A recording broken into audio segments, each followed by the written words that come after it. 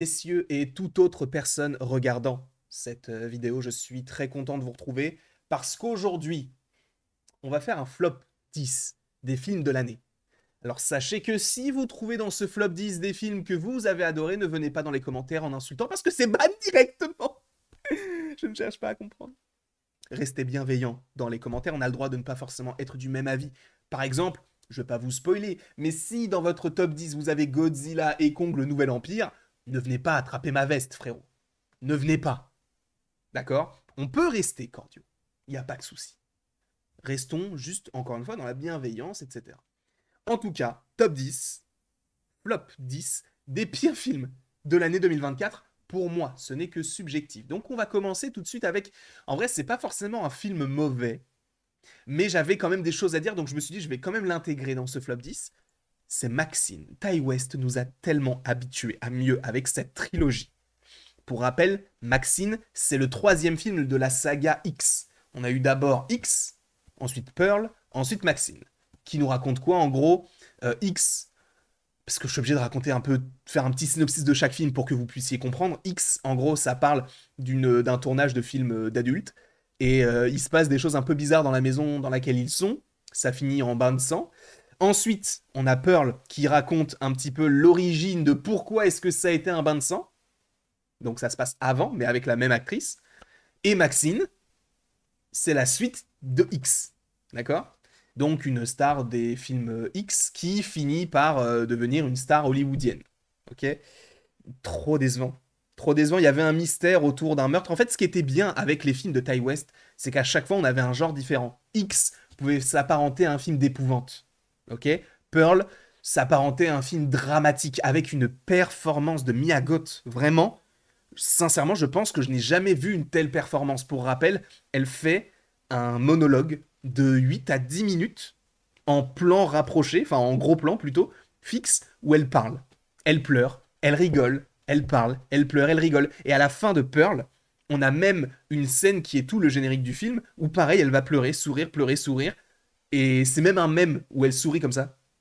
Bref, là, Maxine, il est tellement en deçà, il m'a tellement déçu ce film-là, que rien que parce que je suis énervé autour de ce projet-là, je me devais de le mettre dans les flops 10. En vrai, le film n'est pas mauvais, mais je trouve il manque d'un truc. En fait, il manque de cette petite folie qu'il y avait dans les deux premiers films. Là, celui-ci, il est tellement classique, on s'attend à tout. Et encore une fois, Ty West nous a tellement habitués à mieux. Et je trouve ça vraiment dommage. Donc c'est pour ça que je le mets en 10e position de mon flop 10. La 9e, c'est lui, Godzilla et Kong, le Nouvel Empire. Pareil, le film n'est pas dégueu, mais quand tu compares ce film-là avec celui qui a ouvert l'univers, Le jour et la nuit, d'accord? Le premier film avait une recherche artistique, avait une façon de voir le monde, avait un message écologique, avait un point de vue humain. Là, il n'y a rien de tout ça. C'est juste deux monstres qui vont en taper un autre. Alors, c'est le Monsterverse. À quoi tu t'attends aussi? C'est normal d'avoir ce genre de choses. Mais quand tu commences le Monsterverse avec un Godzilla de Gareth Edwards qui est exceptionnel et que tu arrives sur cette bouse là, moi qui suis fan du Monsterverse, hein, vous le savez, ah, je peux pas. Ah, je te jure, je peux pas. Et encore une fois, je comprendrais que vous ayez adoré. En vrai, il n'y a aucun problème, hein. Moi, j'ai juste détesté. Sincèrement, je trouve que c'est pourri. Enfin, ils auraient très bien pu faire un truc bien plus intéressant. Adam Wingard, qui, du coup, est le réalisateur de ce film-là et qui a été aussi le réalisateur de Godzilla contre Kong, eh bien, il ne revient pas pour la suite, qui, normalement, je crois, sort en 2026 ou 27, je ne sais plus. Mais en tout cas, il n'est pas de retour. Et ça, merci. Je t'en supplie, ne reviens plus jamais sur du Godzilla et Kong. Je ne sais pas ce que donnera le prochain réal, mais j'espère qu'il donnera peut-être une ambiance un petit peu plus semblable à ce qu'on avait du côté de Godzilla. Mais bon, encore une fois, peut-être que je me fourvoie. Je n'en sais rien. Ensuite, on part sur un autre réal pourri, John Watts, qui a réalisé la trilogie Home du côté du MCU. Je lui accordais quand même le bénéfice du doute, parce que je m'étais dit, bon, les films là, de Tom Holland, ils sont en termes de réalisation, en termes de scénario, ils sont éclatés au sol. On va pas se mentir. Il y a la seule scène stylée d'un film Spider-Man pour moi, c'est la scène de Mysterio. Vous savez, quand il y a cette ambiguïté entre est-ce que c'est la réalité, est-ce que c'est un rêve. cette scène-là est vraiment stylée. Mais ce n'est même pas John Watts qui l'a réalisé. Donc à partir de ce moment-là, je me suis dit, John Watts, c'est un réalisateur de merde. Et c'est pourquoi j'avais très peur sur les 4 Fantastiques. Finalement, ça a été changé, etc. Là, il est sur ce film-là, donc c'est pour ça que je lui ai accordé le bénéfice du doute. Je me suis dit, bon, il y a Sony Marvel, peut-être qu'ils n'avaient pas forcément une liberté autour de ça. C'est de la merde. Ce film-là est tellement nul, il joue mal. La direction d'acteur est pourrie, les plans sont pourris, c'est un film d'action sans action, c'est censé être un peu burlesque, un peu drôle, c'est même pas drôle, il y a rien dans ce film. C'est du néant, et c'est du John Watts. Donc moi, j'arrive un petit peu au fur et à mesure à me faire un avis sur le réal. Pour moi, c'est pourri. Cela n'engage que moi, si vous avez aimé, tant mieux pour vous. Moi, j'ai trouvé ça éclaté au sol, mon ref. Vraiment, ça puait sa mère. Mais cela n'engage que moi.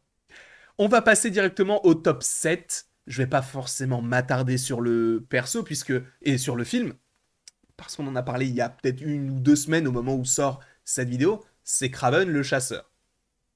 Pour toutes les raisons que j'ai évoquées en 41 minutes à peu près, vous savez pourquoi ce film est dans les flops. Rien que la miniature, enfin le poster devrait vous dire que c'est nul. On dirait vraiment, derrière le succès, et Kraven qui le fuit. Genre vraiment, c'est une folie. Ce film-là est vraiment nul, mais ce qui est fou, c'est que c'est l'un des meilleurs de l'univers de Sony. Et c'est là où c'est paradoxal. C'est que c'est nul, mais en même temps, c'est l'un des meilleurs. Bref. En tout cas, Kraven, je vais pas m'éterniser encore une fois sur ce projet-là. Pour moi, il est top 7, parce que oui, il y a bien pire par rapport au reste du top. Parce qu'on a The Crow. Ah mon dieu. Qu'est-ce que c'est merdique. Mais sincèrement, je n'ai pas vu la version originale. J'ai fait la critique du film. Et quand j'ai fait la critique du film, il y a plein de gens qui m'ont dit, oui, moi j'ai vu la version originale. Ils crachent sur la version originale. Ça n'a rien à voir. Mec, regarde la version originale et oublie cette version-là. Je ne peux pas oublier cette version-là, tellement elle est pourrie. Ce film-là, sincèrement, n'a aucun sens. Je déteste ce film. Vraiment, c'est même pas que je l'aime pas trop, c'est que je le déteste. Il m'énerve. Parce que ça aurait pu être intéressant. Mais déjà, quand tu sais qu'un film sort en août, c'est qu'il n'y croit pas trop. Hein, parce qu'en août, il y a peu de gens qui vont au cinéma. C'est vraiment le mois mort où bah, les gens vont en vacances ou se reposent et vont pas forcément se dire il fait chaud là, viens, on va regarder The Crow dans la salle 15 de mon cinéma pâté. Non, clairement pas. Donc, pour moi, ce film est vraiment une. C'est même pas une déception parce que j'en attendais rien, mais c'est vraiment pourri. Hein. C'est vraiment, pour moi, c'est vraiment pourri. Je sais même plus combien je lui ai donné, mais ça vole pas très très haut. Hein. On va pas se mentir. Donc ça c'était le top 6, je crois. On passe directement à quelque chose qui n'a rien à voir. Quelque chose de très coloré. Rien qu'à l'image. Regardez, focalisez-vous sur le poster de The Crow. Voilà, bien sombre. Des corbeaux et tout. Voilà, Borderlands, avec un lapin, avec du violet, du orange, du jaune, un nounours en peluche, un robot Jack Black. Ça, et alors ce film-là.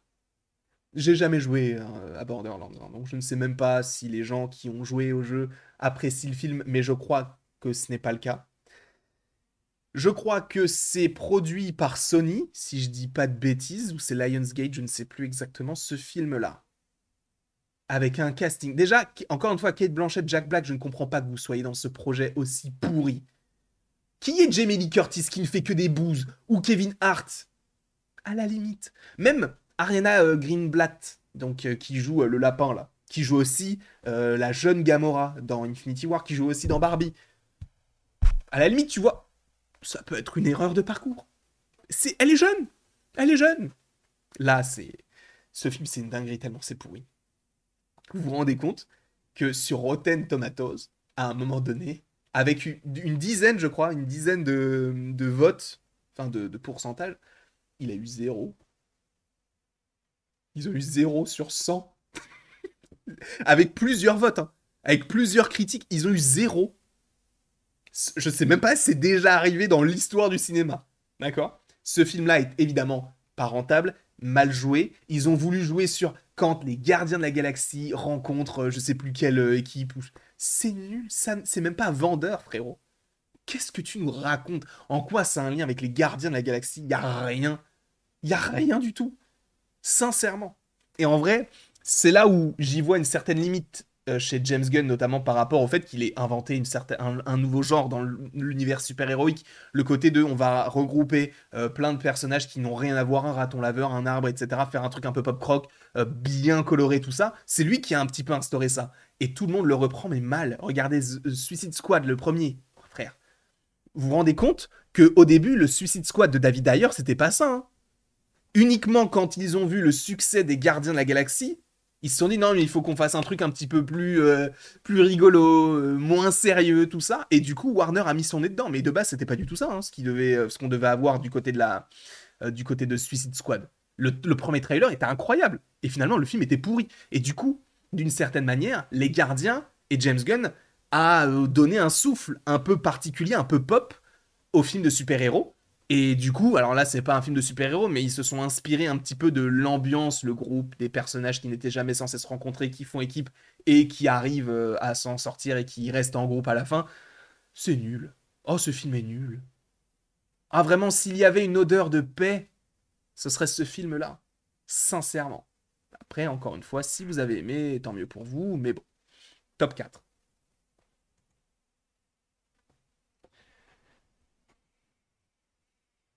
J'ai véritablement besoin de préciser pourquoi. Le film n'est pas dégueu en soi. C'est juste pas un film de super-héros. Quand on te dit, ouais, non, mais t'inquiète, il y a Spider-Man dans notre univers, mais c'est un fœtus. Tu te dis que c'est une blague. Mais non, c'est un vrai film. Tahar Rahim, alors qu'il a fait Aznavour, qu'est-ce qu'il fout là? Tu ne sais pas. Tu ne sais pas, tu te dis, bah, il faut bien manger, hein, bien sûr. Bah, c'est normal. Même Isabella Merced ou, je sais même plus comment s'appelle l'actrice principale, Dakota Johnson. Et évidemment, Sydney Sweeney, qu'est-ce qu'elle fout là? Regardez, ils ont mis les costumes des persos. Ils ont des costumes qu'à la fin. Et elles ont leur pouvoir à la fin du film. Le méchant meurt écrasé par un logo Pepsi. Est-ce que j'ai vraiment besoin de revenir là-dessus? Est-ce que c'est... Est-ce que c'est bon pour vous? Quand même, frère, n'abusons pas. On arrive sur le top 3 et je pense que c'est le premier film français. Alors, j'aurais pu... Alors, mention spéciale pour Cocorico, qui est une sombre bouse, hein, évidemment. Mais j'ai pas voulu le mettre dans le top parce que c'était trop simple. Et je me suis dit, allons encore plus simple. Sous la scène, on arrive sur un film où on a des requins dans la scène. Alors, évidemment, scientifiquement, ce n'est pas possible. Même s'ils essayent de dire non, mais t'inquiète, en fait, là, c'est une autre sorte de requin qui n'existe pas. À la fin, Paris est englouti, frère. Tu vas me dire que trois ponts qui explosent. Tu vas me dire que ça fait monter le cru de la Seine à 5 mètres de hauteur. Sans compter le fait que lorsque la Seine, elle est là où elle est, bah, il y a quand même une sorte de cuve, donc il faut quand même déjà monter cette hauteur-là. Ça n'a aucun sens. Dites-vous bien que ce film-là, à un moment, il y a Monsieur Poulpe qui se fait bouffer par un requin. Je sais pas si on se rend compte. Déjà, le mec s'appelle Monsieur Poulpe. Et il joue dans Sous la Seine. Il nage dans l'eau. Et il se fait bouffer par un requin. Déjà.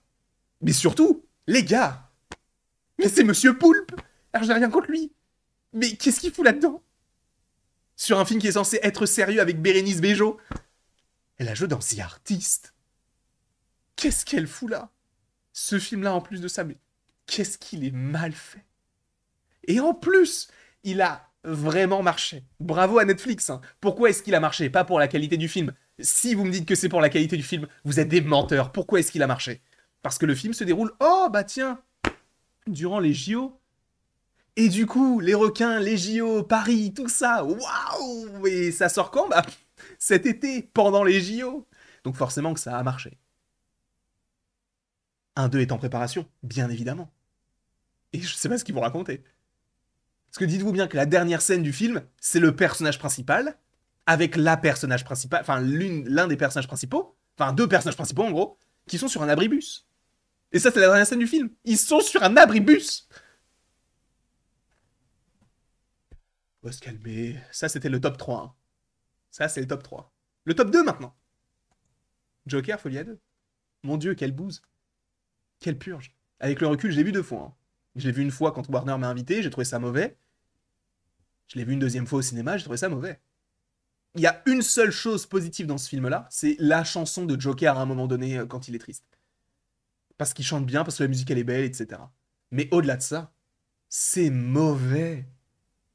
Mais vraiment, pour moi, ça ne vaut à aucun moment le premier film. Et je pense que, genre, c'est pas pour voilà, de dire qu'on est tous d'accord, mais à aucun moment ce film-là vaut le premier. Jamais de la vie. Jamais de la vie. Harley Quinn ne sert à rien. J'adore Lady Gaga, c'est pas le sujet. J'ai trouvé exceptionnel dans A Star Is Born, il n'y a pas de souci. Mais Lady Gaga, qui joue Harley Quinn, mais qui joue une Harley Quinn qui n'a aucun sens par rapport à l'histoire, c'est vraiment nul. Sincèrement, ce film-là, il est nul. Je vous jure, pour moi, il est nul. Avec le recul, il est encore plus mauvais que dans mes souvenirs. Et je l'ai pas vu il y a longtemps, hein. Il est sorti quoi, en octobre? C'est fou. En vrai, c'est fou. Et le film n'a évidemment pas été rentable. Pour être rentable, il aurait dû faire, je sais pas, le milliard, il s'attendait à ça. Sauf que le premier, en fait, t'aurais dû t'arrêter au premier. Parce que, en fait, il faut savoir que Warner est actuellement, je crois, hein, selon certains articles, notamment Deadline, etc., en déficit. Ils ont besoin d'argent. D'accord? Joker, il a coûté 50 millions, il en a rapporté 1 milliard. Donc ils ont fait fois, je ne sais pas, 20 ou 200, je sais plus, j'ai la flemme de calculer. Bref, ils ont fait énormément, ils ont rapporté 1 milliard. D'accord? Ils se sont dit, bah, avec celui-ci, on va augmenter le budget, mais on va faire 1 milliard. Ils ne l'ont pas fait, donc ils ont perdu de l'argent par rapport au 1 milliard qu'ils avaient récupéré pour le premier. Donc eux qui voulaient gagner de l'argent, ils en ont perdu par rapport au seul film qui avait vraiment rapporté beaucoup. C'est une dinguerie. Mais bon. Top 2 du coup, hein. Top 2. Le top 1, est-ce que j'ai vraiment besoin d'argumenter?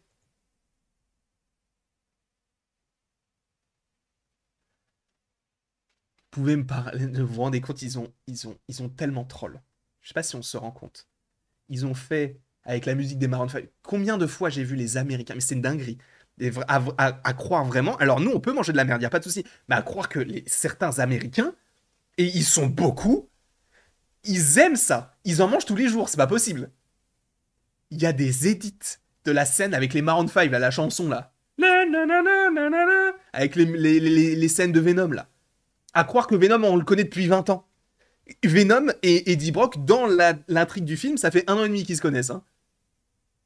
Et à croire que ça, c'est triste. Ils veulent nous faire croire quoi? Pour moi, c'était vraiment une scène troll en disant, bah, vous n'avez pas aimé notre univers qui a duré 6 ans. Voilà une scène qui récapitule un petit peu tout ce que vous avez vu. C'est comme si, en vrai, on s'attachait à Venom et à... Comme si ça nous faisait quelque chose qui soit plus l'un avec l'autre. On s'en branle. Non, mais je veux pas te mentir, on s'en fout. Alors pourquoi faire? Pourquoi faire ça? Quel intérêt? À part se foutre de nous. C'est vraiment à croire que c'est une trilogie qui a duré pendant 15-20 ans. Ça a duré 6 ans, frérot. Et encore, ça aurait pu durer moins longtemps parce qu'il y a eu le Covid. Je cherche même plus à comprendre. Hein. Moi, on va dire que j'abandonne. J'abandonne. En tout cas, merci beaucoup à vous d'avoir été présent sur ce flop 10 des films de l'année 2024. J'espère que cela vous a plu. N'hésitez pas à aimer, à partager, commenter, vous abonner. Bref, faites ce que vous voulez. Ça m'intéresse plus. Là, moi, j'ai fait mon taf. Là, c'est à vous de faire le vôtre dans les commentaires et à me donner votre top 10, enfin votre flop 10 des films de l'année. En tout cas, merci beaucoup à vous d'avoir été présent devant cette vidéo. N'hésitez pas à l'aimer, à la partager, à la commenter, à vous abonner. Bref, vous faites ce que vous voulez encore une fois. Et après tout ceci, il ne me reste plus qu'à vous dire à la prochaine pour la prochaine. Et merci beaucoup à vous d'avoir été là. Bah, c'est tout.